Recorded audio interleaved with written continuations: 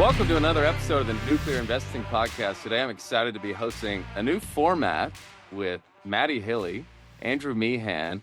Andrew, you're familiar with, has been on the show before, founder, managing partner at Neutron Power Ventures. Madi is the managing director at Radiant Energy Group. A lot of you might have seen her, heard of her. We'll talk about that here in a minute. Andrew and I have been talking for a few months now about trying to host once a month and just get some of the smartest minds in the nuclear energy space on to talk about what's happened in the past month. So this is our first shot at this. The idea is to do this every month and just do a recap of what's happening in the space. So lots to talk about today. We'll jump in. First, I want to break the ice, though, with Madi. Madi, you have some famous pictures that we're going to put on the screen. Famous, infamous, depends on who you ask. Yeah, I think you can't help but hear your name and also reference these pictures. So why don't you tell us a little bit about what happened here, and then I'll give a little context on a comment that you made that really made me laugh. Yeah, so the first picture, I was about 6 months pregnant, and I got an invite to tour Idaho National Lab. And I knew that they stored the melted down 3 Mile Island core there in dry cask storage. And I just thought, I mean, it's kind of a sick, not in the cool, but like weird, twisted. I was like, I wonder if they would let me in there to get a pregnancy shot. And the entire time I'm like dropping email hints, I ended up combining my tour with Isabel Bemeke. So you get two very determined, very passionate female nuclear advocates together, and they just didn't stand a chance. We were like, come on, please let us in. This is going to be so cool. We promise not to do anything crazy. And, I don't think the picture was crazy, but it definitely freaked the staff who were taking us to the pad out when I just pressed my bump up against the thing and said, quick, take a picture. But yeah, I mean, and then it got a write up in Newsweek, which was just kind of funny.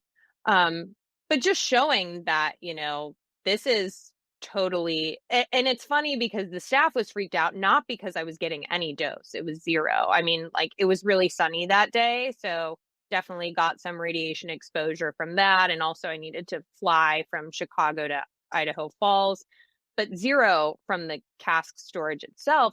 But they know what the perception is. And so they were really worried, like, oh God, how are people going to react to this? And it was shockingly more positive than I would have expected. It was still mixed. Some people like, I can't believe a mother would pull this stunt. Others were like, so cool. I hope, your baby has powers from this.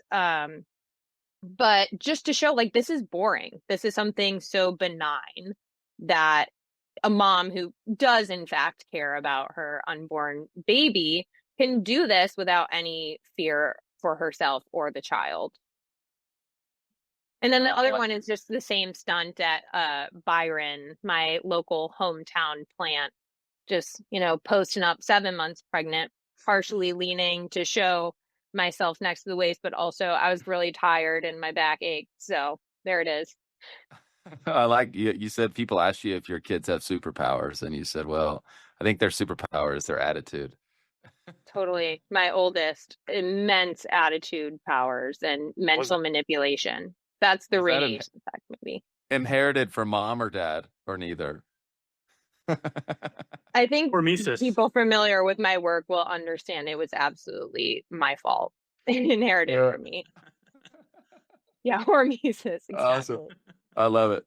Well, let's jump in. So we are recording this in late January. There's an Arctic blast sweeping through the country. I actually escaped down to Mexico City for a few days. So I am in a studio here in Mexico City. Y hoy vamos a hablar en español. ¿Está bien? We're going to do the show in Spanish. I'm kidding. Well, let's talk about the impact on the grid. Madi, you had some interesting points here, and Andrew, you're up in the Northeast as well. I mean, these are the times where quality of baseload power matters. And, I've been talking for a while about who are the data centers? What are the data centers going to do when it's 0 degrees in the Northeast? So curious to get both your takes on the weather that's coming and the potential impacts there. Well, first of all, let me say that I hope that all of the weather reports that we are seeing are greatly overstated because it's very scary, both the temperatures that we're seeing and the timeline of the weather events. You know, I think one of the first big wake-up calls for grid reliability in recent history was Winter Storm Uri in Texas. And Brennan, we were talking beforehand about some of the crazy experiences you had being in Texas at the time. And I think we've taken for granted our energy usage for so long that we forget it really is a life and death like situation, that not only did it cause billions of dollars of economic damage, but people die when the grid is not reliable. And similarly, the very next year, Winter Storm Elliott hit New York, and it shows what happens when your energy system is deeply constrained and then you block new infrastructure. I think not to get down a rabbit hole, but it was sort of this really dark irony that Andrew Cuomo shut down Indian Point, and his justification was if there was an accident, it's too close to New York City. You might have to evacuate Manhattan, and that wasn't acceptable. Well, instead, he shut down Indian Point, and natural gas usage went way up to replace that power. And then when a winter storm hit, that system was overused and started to fail.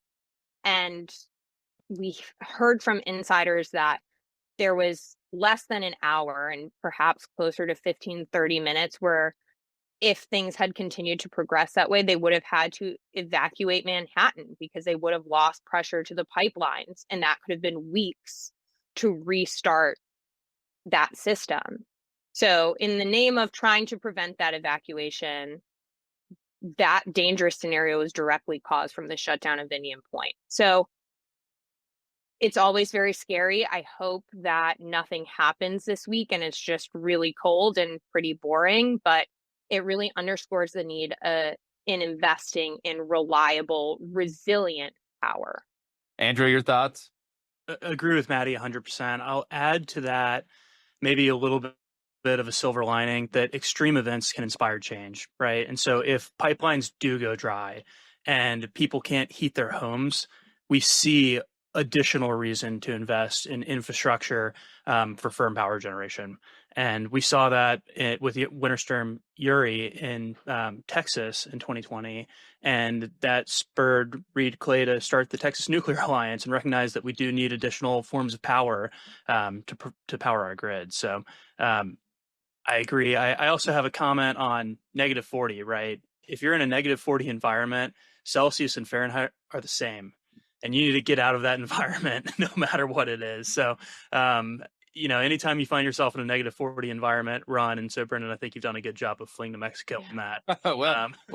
I had a flight here. My wife is here, and so I was coming down to see her for a long weekend, anyways. But I accelerated my flight a day to make sure I could get down here. So, wise. Smart. Anyways, it's interesting because natural gas makes sense for a lot of reasons, and we really need that's the duo, natural gas and nuclear. We need both working in tandem. The thing where people say, well, why don't we just deploy 100% natural gas because it's abundant and it's cheap in the U.S., which it's 98% of the time, if not more than that. That's a good solution. The issue is that gas is difficult to transport, so it's bound by pipeline infrastructure. So if you say, hey, we need 2x more power in the U.S. Or more over the next 25 years, and we're going to use all natural gas, then we presumably need 2x more natural gas, and we need 2x more pipeline infrastructure.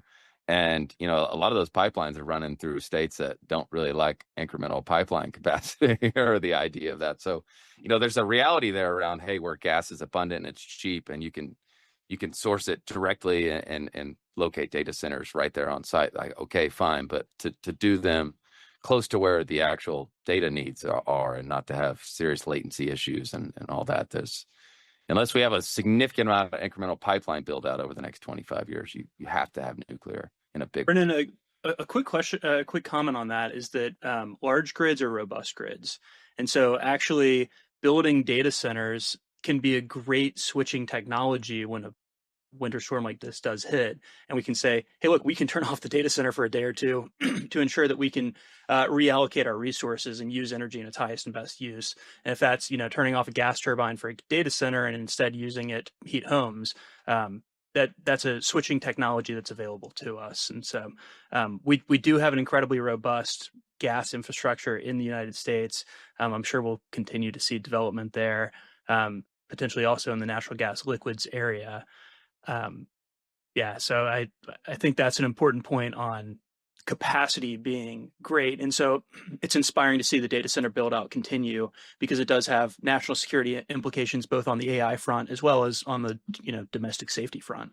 Yeah, I think just touching on that, Andrew, I think, that is one of the kind of open questions right now, at least in my mind. I'm trying to keep up with it, is what is demand response going to look like for these data centers? Because I think some are, depending on what services they're providing, right, are like, yeah, like we will take a cheaper rate, accepting that at some points when the grid is stressed, we're going to ramp down. And then others are like, we will pay whatever ungodly sum we can to make sure we never have to go down. And that's, again, where like what you see these deals, and I'm sure we'll get into it with nuclear plants, is the huge premium right now is on reliability. And I think that's a good place to be for investing in a really strong grid going forward. So that's a great incentive to get there for the American public at the end of the day. Let's talk about Meta, Oklo, TerraPower, Vistra, this trio deal. Speaking Andrew, of data center deals. Yeah, exactly. You want to kick us off here? I mean, it's interesting. I would say it's inspiring and ambiguous at the same time. So curious to get your take. Andrew, you want to kick us off? Yeah, I mean, it's a hyperscaler who's putting skin in the game on developing advanced nuclear. It's exciting to see that. We've in the past year or so kind of seen hesitation on advanced nuclear with some of these hyperscalers. We've seen options to restart an old plant with a traditional water-cooled reactor, and now we're seeing that the 2030s is not so far off, and that if we're going to really get through first-of-a-kind development, it starts today. We start with deals papered today. And so I'm excited to see action on that front. It's interesting to see this 2030. In reading the announcement, it says that up to 1.2 gigawatts could come online as soon as 2030. And it's just like the practicality of that. I wish companies would be a bit more honest about timelines, because that's a lot. I mean, 1.2 gigawatts. You think about the alternative to get 1.2 gigawatts, you go build an AP1000. Brennan, it's an 8-year build. And so it's like, okay, we don't have NRC approval to build these things yet on the advanced reactor side, but they're saying as early as 2030. So, that's the thing I continue to see, just these unrealistic timelines, but we could talk about that for a while. Yeah. I mean, that's something I'm certainly worried about as someone who's like made a career off of talking to the public and policymakers and journalists making the case for nuclear. One thing that has always frustrated me is the overpromising and under-delivering. And I feel like nuclear is like the famous example of that. And I think because the industry had been in decline for so long, everyone's worried about like, we have to seize the moment and we have to like deliver, which is great. And we have to make the case and we have to make it look as appealing as possible, but without having the long-sighted vision of what happens when cost overruns, which are inevitable, happen. What happens when this project is delayed, or faces NIMBY scrutiny or local politics. I think, it's great that these investments are happening, that Meta's sort of spreading their bets. But I share your desire, Brennan, for a little bit more honesty about what the short term and medium term look like for new nuclear deployment. It's up to 16 reactors. Like Oklo, to my knowledge, still doesn't have a specific capacity design. And so their Aurora INL design's 75 megawatts electric. Mm-hmm. And so assuming they get to 1.2 gigawatts in Ohio, I mean, it's like 16 reactors. So to think that there's going to be 16 new reactors online as early as 2030 is crazy.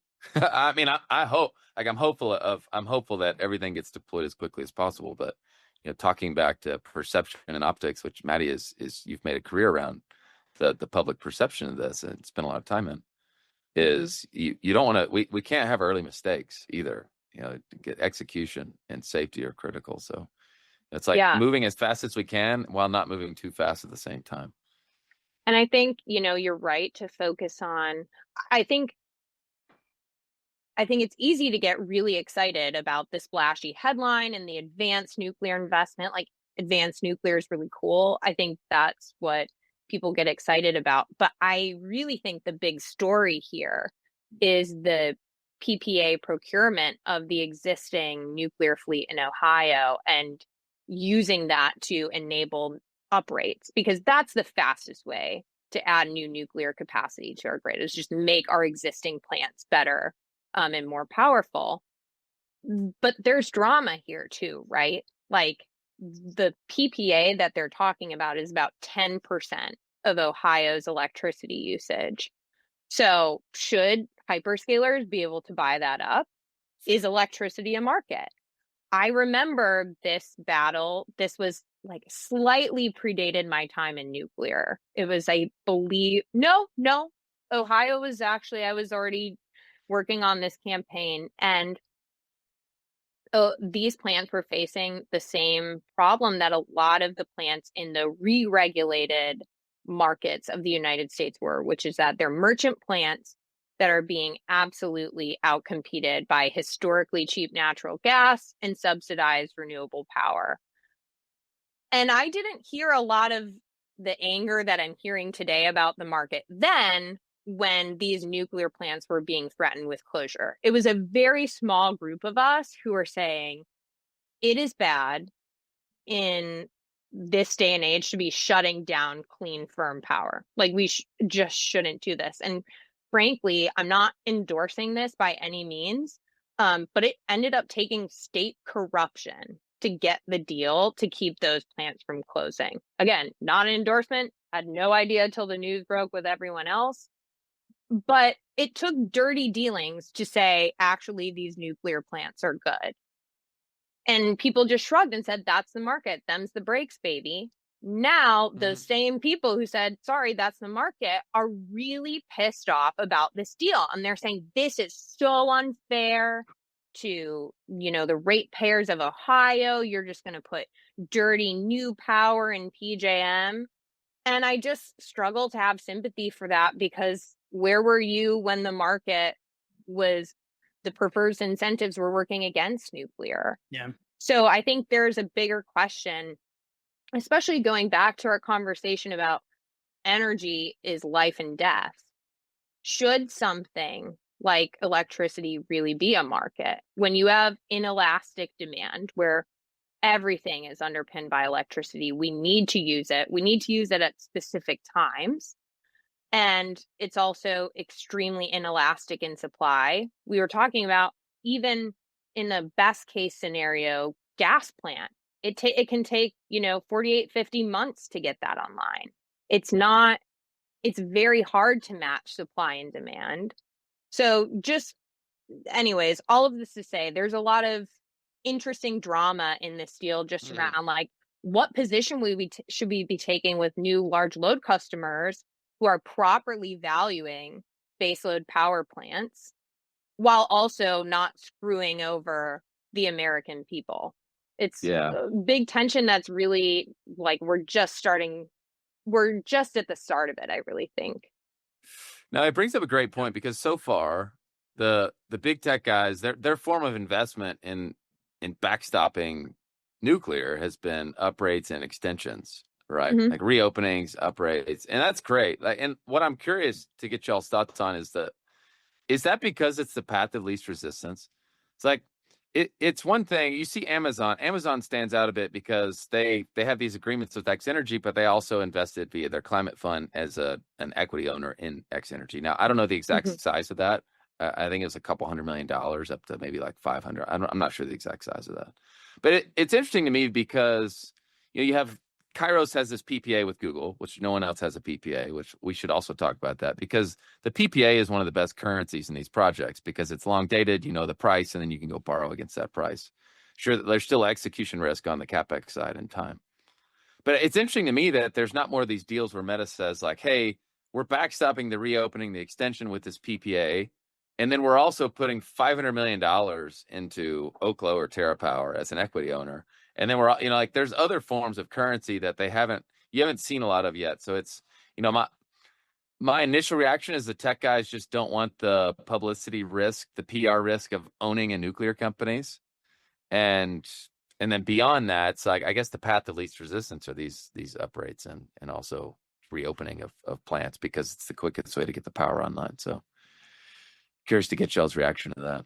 Yeah, Brennan, I mean, I think it's passing the cost overruns at some level to the ratepayers, right? We'll pay an marginally increased price to restart 3 Mile Island, but then the ratepayers have to go out and compete in that marketplace. To Maddie's point, electricity is a market in these markets, and so we'll pay increase, but that raises the tide for all boats, right? So everybody else is paying an increased rate on that. And it hasn't been, hey, before restarting 3 Mile Island, we're going to go make an investment in advanced nuclear and take the 10-year time cycle or however long it is to develop this technology. And then we'll bring down the costs and start paying those rates. It's sort of somebody else in the market's going to have to fill that gap. And that becomes more and more possible as electricity prices go up across the board. But at the same time, ratepayers are paying for that. Can we agree electricity prices are going up across the board? Does anyone disagree with that? Yeah, no, they are. And I think maybe, I don't know if it's a less cynical, I also don't know if it's in defense of the tech companies, but I think, obviously the restarts and the uprates are the path to least resistance, but they're also the path to the fastest power. Yes. So, that's existence power. And then the uprates are really fast. And I'm a huge fan of the investments in uprates because if we're going to deliver new nuclear has been in managed decline in our country for decades. We don't have the workforce. We don't have the supply chains. We don't have the expertise.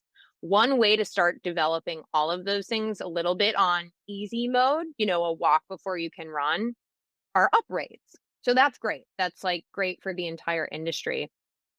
But I also think, if I'm Google, I can't, I have the balance sheet to buy nearly anything under the sun. I can't go and buy a nuclear plant. There is no nuclear reactor I can go out and purchase. And so we really are talking about making bets. Even if you say, like, I want an AP1000, like even a demonstrated deployed reactor, you can't just sign up for that. Now, the government is working on that. It seems like this administration is working on getting to a place where you can put together an order book. But, and so then it becomes, okay, if we're just making bets, who do you trust? I mean, and especially with the history of nuclear reactor startups in our country, if, the big ones of the past are now nowhere to be seen, like NuScale. Do we all remember NuScale? Like it was the SMR endeavor, like, hundreds of millions. Best ticker of all time. Best public company. Have all been, like flooded with money and now like they're not even part of these new DOE pathway programs. There's no one's buying. And so if you look at that and you look at, okay, who's offering a product? Who is showing like actual technical capability and competency? The reactors aren't even demonstrated. And I think, anyone who's in the nuclear space knows that new projects range anywhere from like really serious and making good progress towards deployment or demonstration to absolute vaporware that someone put their CAD software into a PowerPoint and has convinced enough people to raise a Series A or whatever. Yeah. So I do, at least I have a little bit of sympathy. Like they can't buy nuclear. And now they're in the weird position of having to spread their bets and see what that looks like when their power needs are pretty short term compared to what new nuclear is going to be able to deliver. My view that I've picked up from talking to smart people in the space is that if you're going to do a PWR, you might as well do it big. Yeah. And so I'm a little skeptical of all small PWR designs. Like there's the integral design. Like, sure, there's ways to make them more efficient, but like if you're going to do a PWR, you might as well do it big. To me, that's the headline reason that NuScale does not have traction. It's like, hey, they have this design that at a time was innovative, but now is not so much. It's like this Gen 3 plus type technology that, it's like, hey, it's still a PWR. It still needs a ton of concrete. It still needs a ton of steel. It still has a lot of complexities associated with the pressure component. So, like, if you're gonna do a PWR, you might as well do it big. And the LPO, EDF. Go ahead, Andrew. It's just kind of a volume to surface area ratio, right? Yeah, if your exactly. volume of reactor is X, and your surface area is relative to that, build a big reactor, and you're going to pay for the surface area one way or the other. So, don't pay a lot for surface area. Build a big volume. The economies of scale are brutal. Yeah, it matters. And like, it'll be interesting to see what Holtec does, because like their 300 megawatt reactor is like, they're a very innovative company who knows how to build things. And so like, it'll be interesting to see how the math and economics end up shaking out there. The BWRX 300, I mean, GE has the capacity to develop the best technology, and they'll probably end up acquiring one of the top advanced reactor companies, I would imagine. I mean, GE Vernova has a couple $100 billion market cap, so they have pretty rich currency. So, anyways, Maddie, before it slips on mine, I want to jump back to something you said, because it's interesting. I want you to expand on it a little bit. Okay. Why can't Google buy a reactor? It's like, why can't Facebook go buy an existing reactor facility? What prevents them from doing that? You mean like an existing power plant? Yeah, exactly. Like you said they can't go buy. You can't, like, but I guess, Constellation operates these plants. Like, what prevents them from saying, like, hey, I'm underwriting all the power on this thing? And granted, I understand they don't want to own it, but like, hypothetically, what prevents them from going and buying power plants at a premium price? I mean, that's sort of what the PPAs are doing, and that you're buying the existing power without having to actually take on operating and, both the operations and the liabilities of a power plant. Yeah. But I meant, for a new power plant, there's just like, you can't buy anything today. Like even if you had $10 billion, it doesn't matter. Like, it's still gonna it doesn't matter. Yeah. Yes. Yeah. And even then, it's like,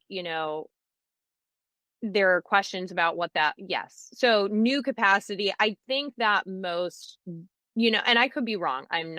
I don't claim to be talking for an expert in data centers and the tech companies, but why become an operator of power plants when you can buy from the grid, or like figure out how to not deal with that headache? I think there are a lot of, there has been a lot of talk about like, how about we just circumvent the grid and get around it? But there's a reason that we built the grid in the first place. It's an incredibly effective and efficient way to deliver power. Yeah. And then no one else has to think about it unless you, neglect your grid and don't build firm power. And then suddenly everyone has to think about it. And then just touching back on the technology question, 100% agree. The economies of scale for nuclear are really brutal. So like you always, depending on what your aims are, but if it's cheap and reliable power, you want to build big. In defense of the small PWRs, clearly people are saying there is a market for small reactors.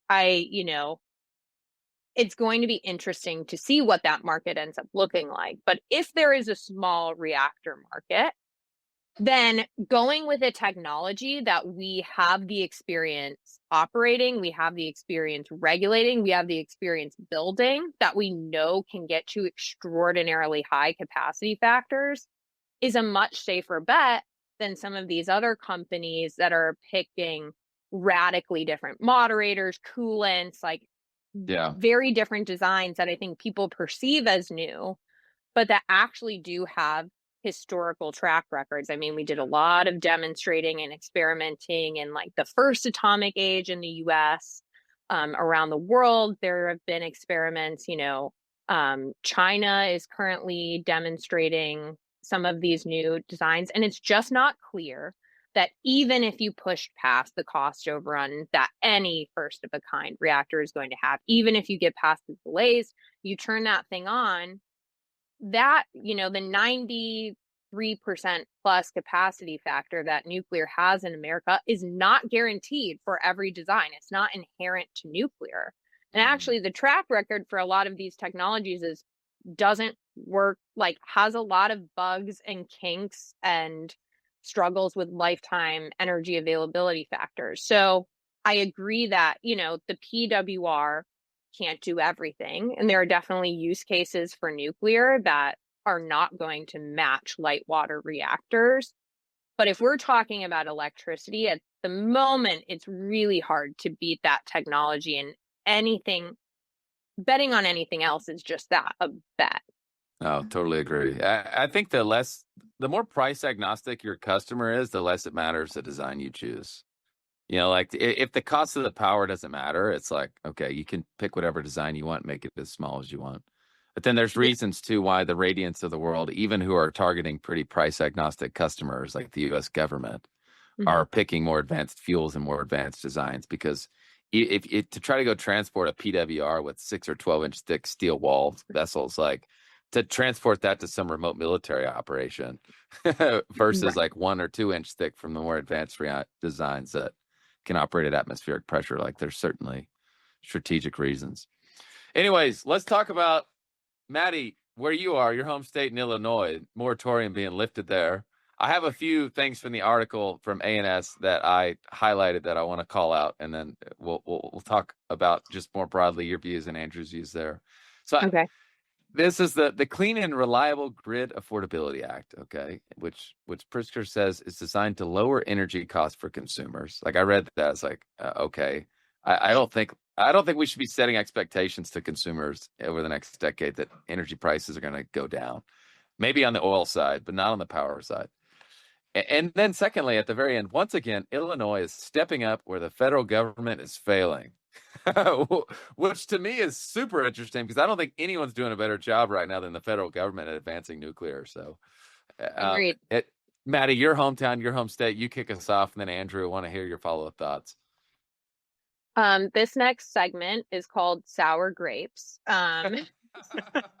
So, for a little bit of context,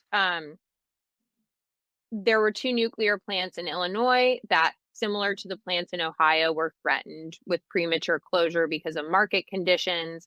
It was a brutal campaign of battle to get them basically, to get the state to acknowledge, yes, we need these plants. We'll do the very bare minimum to keep them online. But we did it.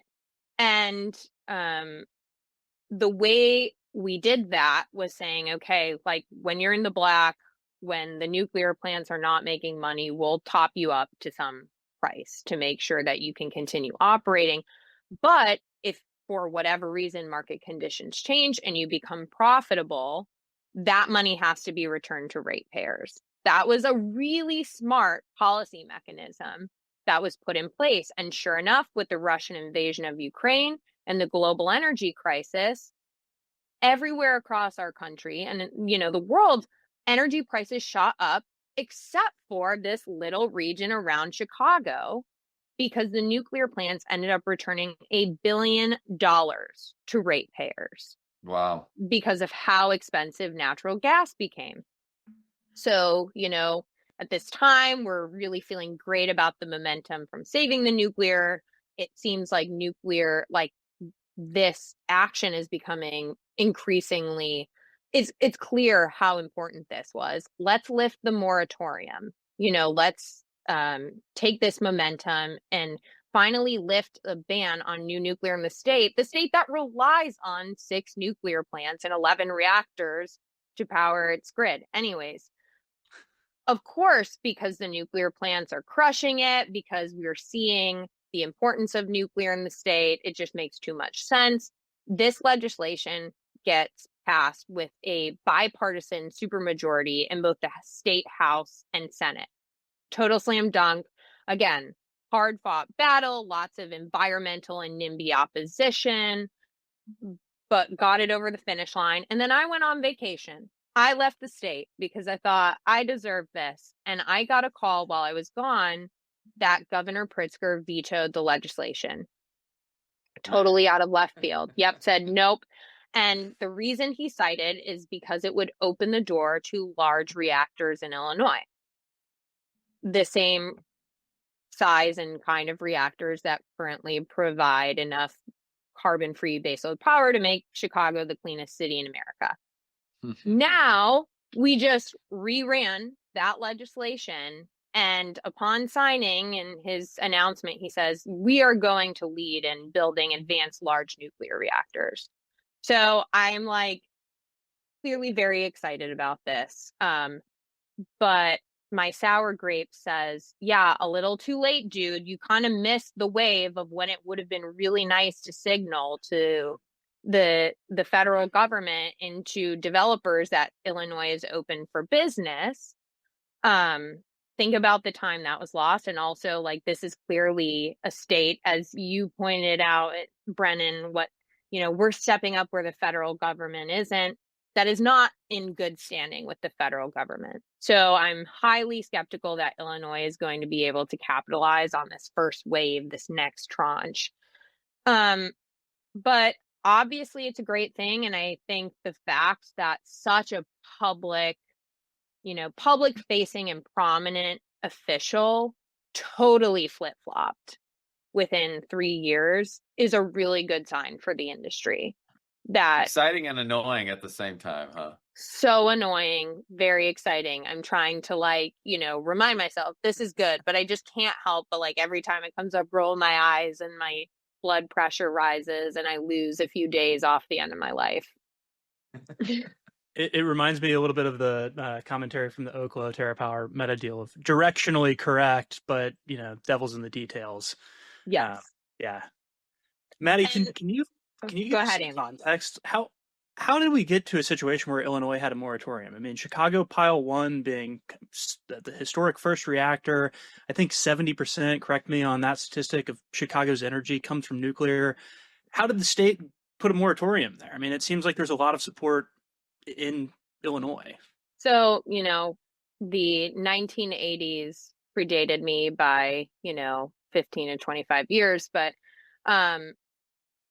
something that I constantly think about is that a lot of the state moratoria that existed, it was like a popular thing to do around the country, and it all happened within around the same time period, were almost all predicated on the fact that we didn't have a solution to the waste, that this was a very easy way to stop nuclear construction and say, and that's what, Illinois' moratorium didn't say no new nuclear ever. It just said no new nuclear unless it is, passed by, I think it was 2/3 of the state or something, gets this massive majority vote, or until Yucca Mountain is built.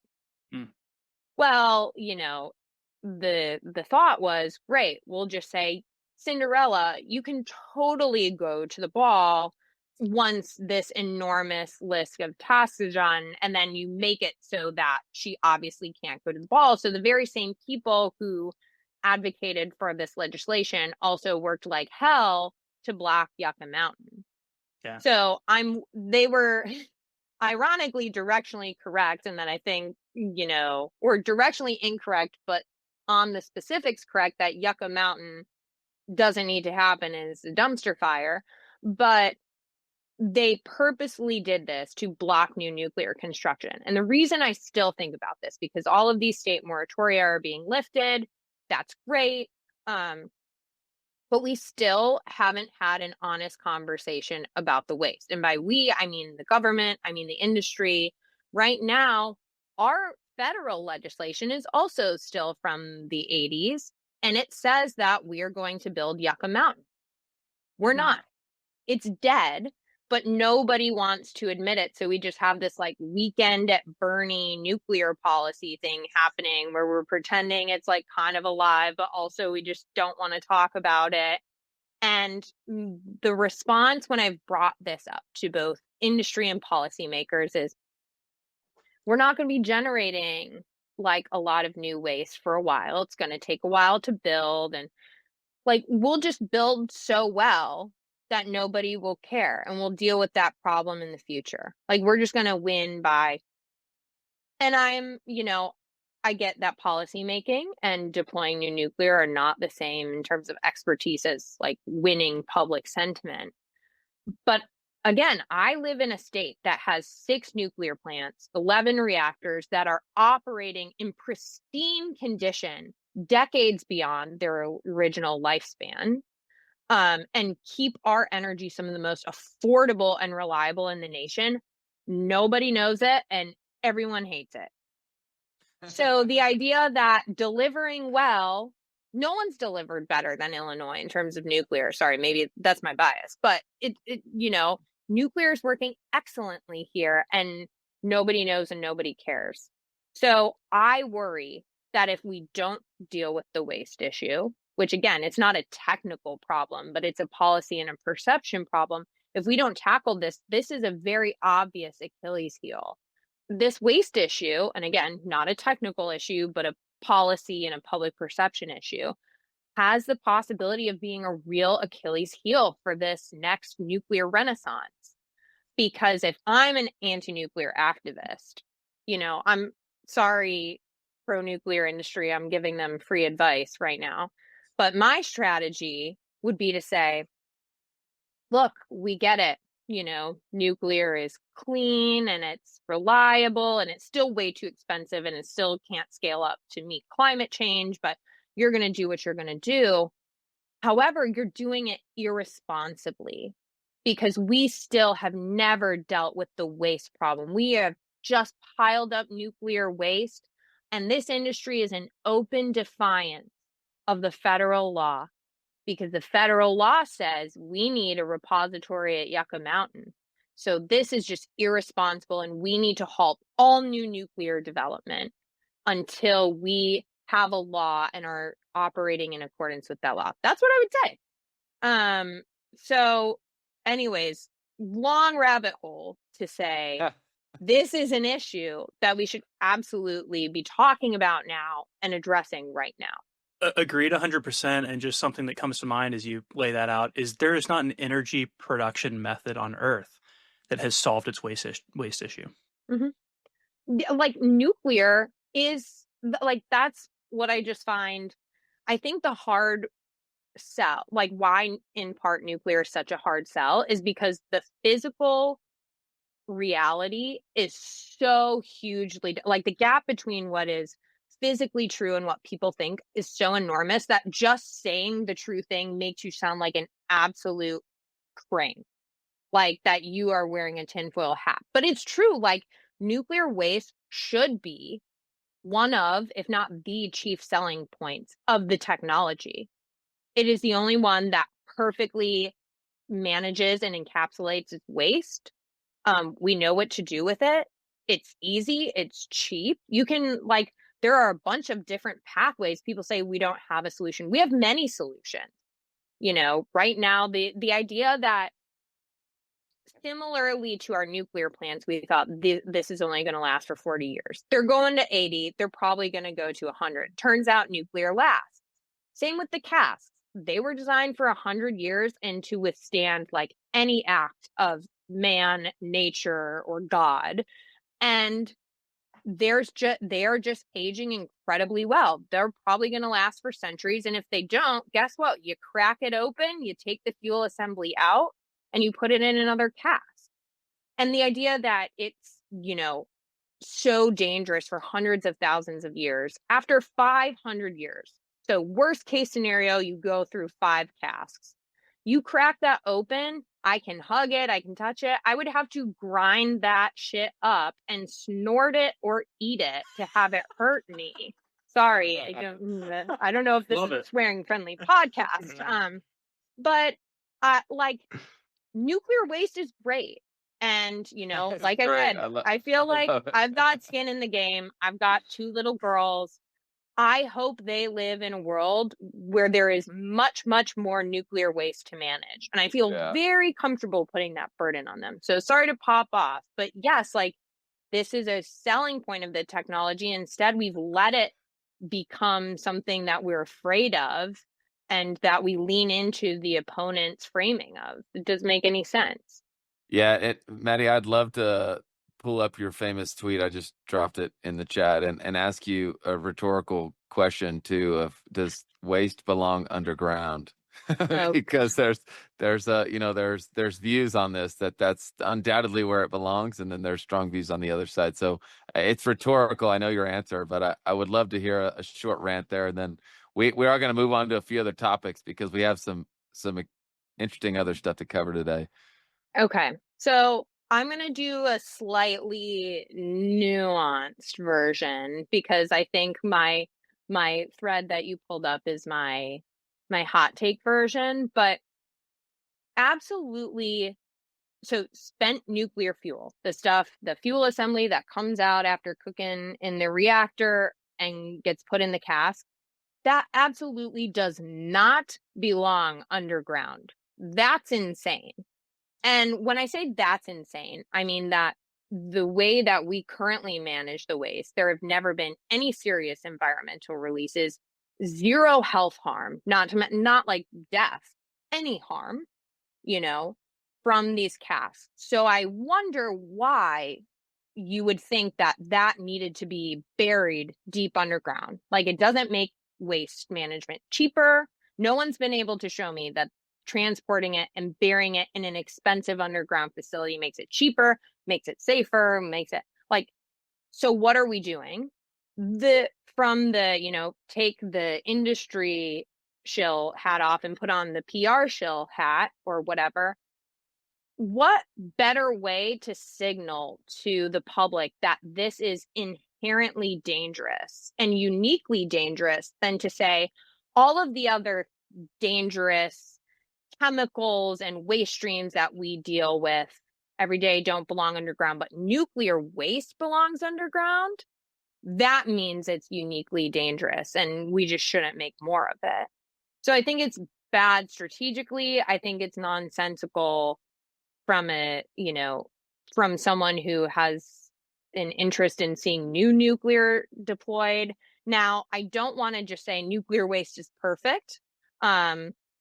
Especially, I think we should Hold on. I think you said nuclear waste is great. I love that. Nuclear waste is great. It's not That should be a perfect. quote. And I Should don't be a want to. t-shirt.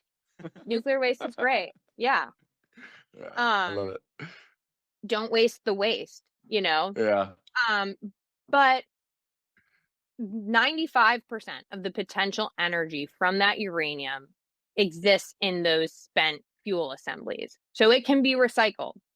That's great. We should be doing that just as like a serious global nuclear program. We should have a reprocessing program, in my opinion. Your mileage may vary, but there are still like nasty products that come from reprocessing, and certainly like in advanced reactors, there will be fission products. There will be things that become, spicier, nastier the more you do with it, sludgier. Right now, this is very solid. Like it's the easiest waste.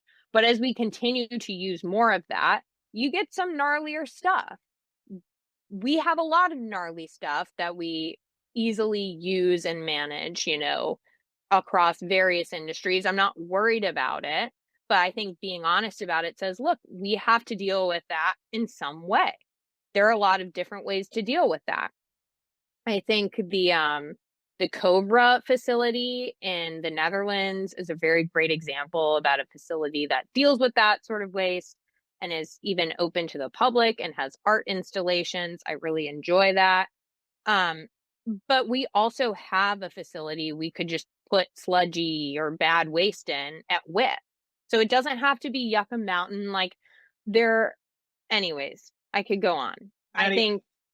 Yeah, I have a bridging comment. We were talking about pressurized water reactors and miniaturizing those, and it's like, here's a regulatory requirement that you have to have containment, and so everybody's trying to meet the regulators where they are and say, oh, okay, great, you're familiar with pressurized water, here, I'm going to regulate, I'm going to create a startup for a pressurized water reactor, and we'll fit in a existing regulatory framework. Mm-hmm. Similar with this waste problem, I think enrichment limits are totally outdated. I think in the 70s, 60s and 70s, when you had, trust-based systems, right? Here, we'll enrich to 5%, we'll hand off this incredibly hazardous material that has potentials for extreme danger, right? If mishandled, misused, and mismanaged, it can be turned into something very dangerous. Mm-hmm. We're in a world today where we have detection, we have systems that are automated and can monitor and control these materials ad infinitum. And no longer do we need to restrict, oh, you can only go 5% or you can only go 20%. And so to the point of the waste reprocessing, it's critical. I also think that it's kind of like the miniaturized pressurized water reactor, where let's get to 90% enriched uranium and design reactors that use that. We get even better uprates because you don't need refueling as frequently. Granted, there are other parts of the plant you're going to have to repair and replace, but Mm-hmm. it doesn't become a fuel replacement shutdown. And moreover, you don't necessarily have to invest quite as much in reprocessing. Granted, we have this huge store of waste that there's plenty of opportunity for reprocessing there already, but we don't need to continue to generate more of this 5% waste product. We should enrich to higher limits and, eliminate that from a future generation, I guess is my perspective. But it goes back to this: here's a regulatory requirement of an enrichment limit that's no longer necessarily relevant because we have advances in technology, and yet here we are trying to problem solve around outdated regulations.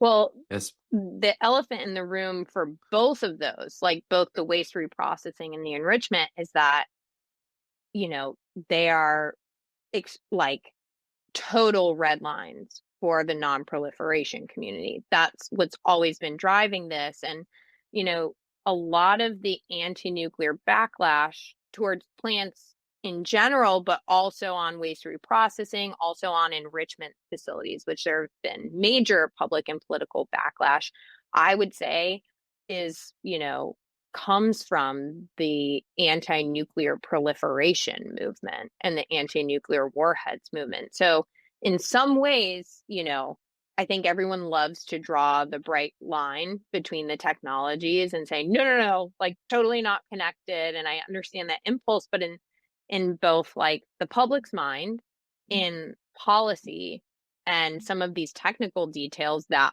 line gets blurred. And it's something that just has to be spoken about pretty honestly. I think I just really don't like the impulse, and I get it. Trust me, I've talked to many different folks from many walks of life over my almost decade of doing this. I understand the impulse of just wanting to be like, I don't want to have to explain it to you. We'll just make the right choice.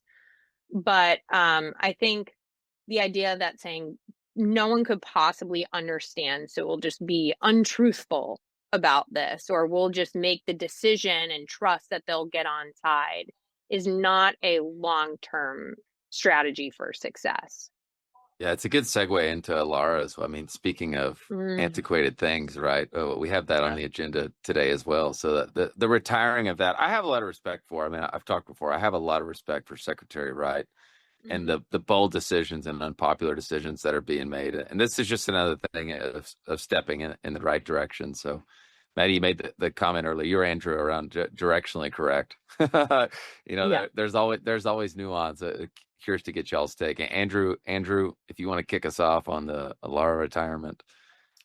Yeah, I just think that going back to the predictions episode, of exciting to see directionally correct advances in risk-based thought processing around nuclear is the right step forward, right? If you were to say for any technology on Earth, as low as reasonably achievable, there's so many technologies that would never exist. And it's kind of amazing that we've built new nuclear plants with these principles in place, because you can go anywhere with that. If this idea is even possible, if in 1,000 years this could happen, let's protect. It's like if a Tesla can light on, if the battery can catch fire, no Teslas are allowed to be on the roads. Like, imagine if the electric car industry had the same standards. Think of airplanes. Yeah. This is the totally right move. Just as you pointed out, reasonable is not an engineering standard. Yeah. So what does that mean? And some people will rightly point out, so I wrote a post about this in light of the news, especially for the commercial nuclear industry, the doses that we're talking about are so much lower than what are already the set doses deemed safe, by the NRC for both public and for workers that like Alara is not this major driver of costs in the commercial nuclear industry. But talk to anyone who's worked at a nuclear plant and they're like, oh my God, the headaches, the having to have a protocol, the time we've wasted, the paperwork it generates. Like even, it is a correct policy decision to kill it on its merits, even if it's not this like silver bullet for unlocking new nuclear. I think the thing that makes me worried about this, and, I'm not fully sure how worried to be, but in the executive orders, there was also the call to get rid of LNT. I had the extreme misfortune of having to do a deep dive on radiation for like 6 months of my life just to understand this issue. But basically, LNT is a scientific model, linear no threshold, that says, it admittedly is a conservative model, and it acknowledges that, saying, look, it's really hard to determine health impacts of radiation at extremely small doses. It just gets lost in the noise. We're talking about radiation levels at nuclear plants that are far lower than the radiation you receive just living on a radioactive Earth with solar radiation beaming down on you well below background. So if we don't know what that looks like, if we can't determine those health impacts, we'll just assume it's a line that says, at very small doses, there is very small health risk, and at larger dosage, there's larger health risks, and it proceeds linearly. The issue with linear no threshold is not the issue with the model. The model is fine. By the model, if you look at the model, it says small doses, small health impact. You can justify a massive nuclear build out if you're just saying, look at this tiny health risk and look at the benefits. It's like a duh. And actually the doses that are set by the DOE and NRC are based on linear no threshold. So like, great, we know those doses are safe. No one has trouble meeting that. Cool. What I worry about is that if you let me explain how LNT has been totally misused. People decided to interpret the no threshold as no safe level. Yeah. No threshold just means that you always have some commensurate health risk. That doesn't mean dangerous. It just means that we don't know what it looks like, so we're just going to assume. But no threshold, that's not what no threshold means. We've set safe, and it's based on that. My worry is that if killing Alara is the policy change that we like, that fixes the problem. But suddenly, if you say, actually, like this radiation risk model that we've built our nuclear regulation around no longer exist, people don't understand you have to replace that with something. So that risk model has to be replaced with something else, and you can say, oh, I like this sigmoid curve, or I like this something. But there isn't any talk about what's going to replace it. So then from a social license standpoint, if I'm a normie and I hear that LNT is being abolished, the headline isn't going to be LNT is being abolished. It's going to be like Trump rolls back or like destroys scientific underpinning for, blah, blah, blah. There is a large base of scientific evidence that supports LNT. There's a lot that supports other models of risk. But at the end of the day, you have to have something. And I like the idea of being able to say to the public, we've chosen the most conservative scientific model of risk for radiation. And even then, it says this is like the uber safest. So it's one of those, the devil is always in the details, and it's going to be very interesting to see how this plays out.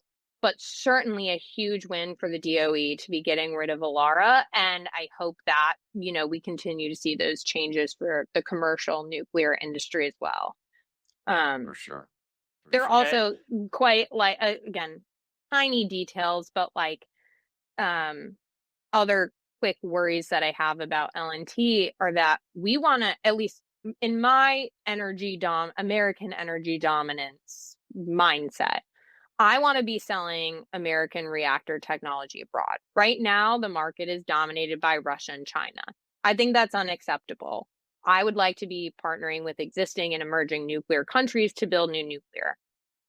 If you get rid of LNT and maybe even create different standards, all of the other, I think it might not be 100%, but almost everyone copy and pasted nuclear, like American nuclear regulatory framework, and then tweaked it to their own desires. So LNT underpins almost the entire international scene. You don't want to get into a situation where a company has to sell two different versions of the same reactor. We know that would be a disaster. We also see that some of the changes happening to regulation are being used to justify really terrible anti-nuclear policies. So, for example, in Illinois, along with the passage of the ban, we doubled annual reactor fees. Why? Because we don't trust that the federal government is doing the correct thing for safety. So we have to fund our FEMA alone.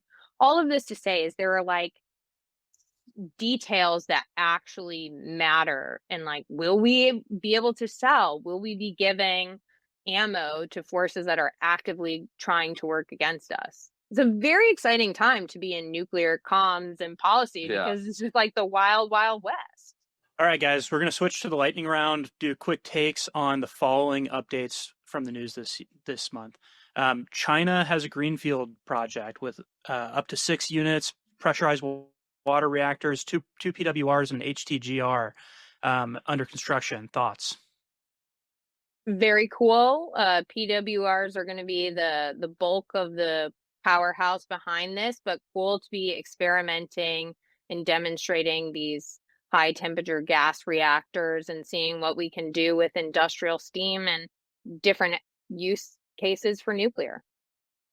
Yeah, two 1.2 gigawatt PWRs alongside a 660 megawatt electric high temperature gas reactor. I think this blueprint's going to be one of many. I mean, it's going to happen in the U.S. as well, leveraging the existing infrastructure and location of sites and everything. So I expect we'll see this deployed in the U.S. also. Interesting first take. It says the world's first dual coupling demonstration project combining the two technologies. So it's also pretty cool that the HGTR is actually 6 minis in the same building. So interesting to see what that looks like and how, those get rotated through. So it's 6 110s, I guess. Mm-hmm. Little reactors. Okay. Yeah. Babies. China's building more SMRs, it sounds like. Okay. Yeah. Yeah. My quick take is it's exciting to see construction announcements with actual construction underway and not necessarily a team with some shovels and dirt announcing that they're building nuclear. So I do think we can model that here in the U.S. a bit more of, hey, here's where we're pouring concrete and have construction underway and not picks and shovels in Idaho. Totally. 100%. Okay, next up, DOE, NASA announced they're going to put a lunar reactor on the moon by 2030. Yeah, my only quick take here is I would love to know the unit economics of that reactor. I think it's a single customer. I don't know what the company is going to be that ultimately develops the technology. I suspect it to be, it's cool, it's interesting, and someone's got to do it. But I suspect it not to compete from an economic standpoint. Yeah, I mean, my general take is very cool. Space stuff is going to rely on nuclear. So again, maybe a little skeptical again of timelines and what the process is going to look like, but long-term vision, interesting and cool. Yeah, is Antares, or who develops it? Like, I don't think NASA's not going to actually develop the reactor, are they? Like, someone will develop the technology. No, they'll contract it out.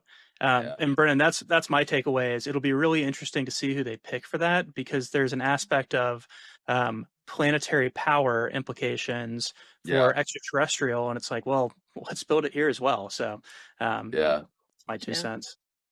Okay, so we've had some plants in Japan that have been restarted and then turned off within a 24-hour period. Sounds like there is a bit of there was a safety report that maybe had some fraud or some data that was misrepresented. Thoughts on the Japanese start and finish? Japan's gonna keep being Japan, I guess. It's probably gonna continue to be a little bit of a slow, painful, brutal process. That's all I Yeah, really can say. we think we have a public perception and PR issue with nuclear in the U.S. Try Yeah. being a nuclear PR in Japan. I wish them the best. I mean, it's important too, though. Like, it's important that they get it right, and so I hope the best for them. Yeah. I think it's nice to see that we're in a moment where something that happens in one part of the world with nuclear is not damning of all nuclear everywhere. And so I think we're really getting to a place globally where things are independent, and so that's their problem, and we wish them the best. But it doesn't mean that we have problems here at home.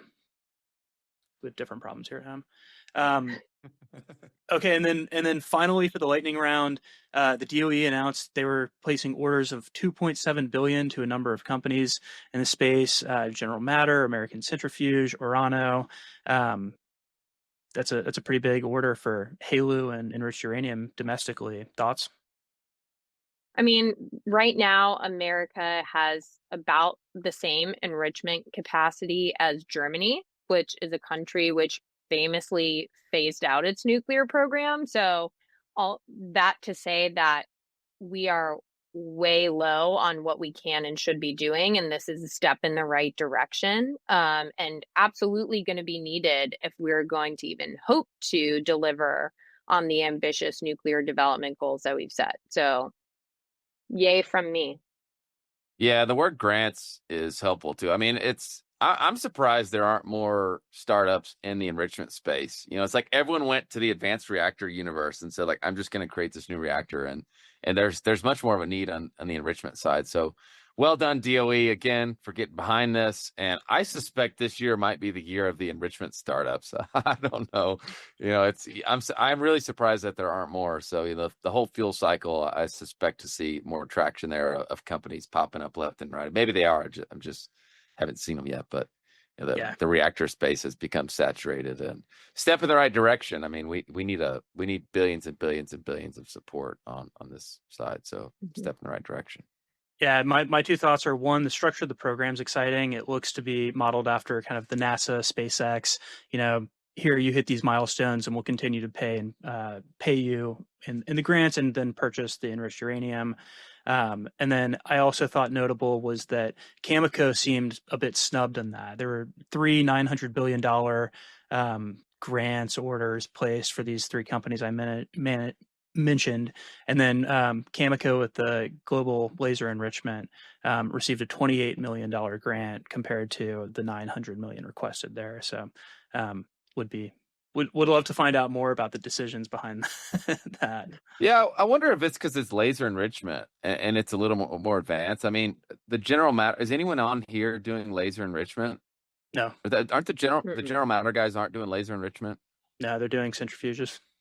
Okay, that's how I view it. Is it's like, hey, there's this longer dated technology that's I don't want to call it deep tech, but it's not as evolved, and so like we'll help support it, but not in such a big way. Yeah. I want to read off the ANS released this, and I thought it was really interesting. The top 10 states in nuclear, and I'm just going to read these off as we wrap up here. And they gave a little bit of a descriptor for each state. Okay, so number 1, Tennessee, the epicenter. You scroll down through this article, which is interesting. I mean, you have TVA, you have Kairos set up shop there, you have the new scale deal also with TVA, and there's that one's a no-brainer. And then you have number 2, Texas. Big state, big plans. Texas has its complexities with ERCOT, but as far as being open to nuclear and energy in general, it's pretty unmatched. Idaho, great place to test INL, which we started this episode looking at Maddie's pictures of the INL. Virginia is for nuclear, not surprising because it being the data center capital of the world. Number 4. Number 5, Washington. There's a big project, one of X Energy's early projects with Amazon is up in Washington, and Pacific Northwest as well. North Carolina, number 6, Fuel Forward. Number 7, Illinois. Maddie, sour grapes. Yeah, you made the list. Yeah. Still glad I made the list. Yeah, exactly. Number 8, South Carolina. VC summer we've talked about, which that was a controversial and also an interesting and exciting to see how that evolves with Brookfield and Sandy Cooper. Number 9, Pennsylvania. It says a nuclear keystone. Oh, sorry, I forgot the descriptors on some of these. South Carolina was max AP1000 potential. Illinois was nuclear's birthplace. Okay, number 9, Pennsylvania, a nuclear keystone. And number 10, Michigan, initiating the revival. Any final thoughts there as we wrap up? I thought that was a really interesting list. I want to see 50 states of nuclear next year. And even Hawaii, huh? Yeah, the action happening across the country. Yeah, I think it'll be interesting. Like, clearly there's a strategy in picking large states that have a lot of land kind of away from population centers. Suggests that there's a little bit of a fear of dealing with either like the community or having to get public buy-in. But if we're going to really deliver a nuclear powered America and start building next to the load centers, we're going to have to build in all states and closer to the people. So it'll be interesting to see what that process looks like and how we can bridge that gap. Well, that's been great. A lot of fun. Thanks for the inspiration, Andrew, on hosting this monthly roundtable. And Maddie, thank you for dropping all the knowledge on us. This has been a lot of fun. Any final words before we sign off here? No, grateful to be here. This was fun. Thanks for letting me monologue for so long and drop some takes. Appreciate it. Well, yeah, I can assure you that everyone would much rather hear your monologues than mine. So I really appreciate the knowledge. And yeah, this was a lot of fun. And we'll be doing this every month. So really appreciate you both helping kick this off. Thanks so much, Maddie. Thanks, Brennan.